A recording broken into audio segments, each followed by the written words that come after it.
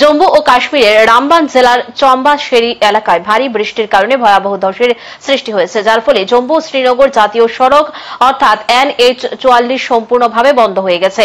এই ধসের কারণে সড়কের উভয় পাশে যানবাহন চলাচল বন্ধ, শতাধিক গাড়ি আটকে পড়েছে। স্থানীয় ট্রাফিক পুলিশ জানিয়েছে, চম্পাশেরি এলাকায় মাটি ধসের কারণে সড়ক সম্পূর্ণভাবে বন্ধ। এছাড়া চেনাব নদীতে আকস্মিক বন্যার আশঙ্কায় রেয়াসি ও আকনুর অঞ্চলে নদীর তীরে না যাওয়ার জন্য সতর্কতা জারি করা হয়েছে। জাতীয় সড়ক কর্তৃপক্ষ এর প্রকল্প পরিচালক পরিতোষম কুমার জানিয়েছেন, সড়ক পরিষ্কারের জন্য 3টি যন্ত্র মোতায়েন করা হয়েছে, তবে সড়ক পরিষ্কার না হওয়া পর্যন্ত যাত্রীদের ভ্রমণ না করার পরামর্শ দেওয়া হয়েছে।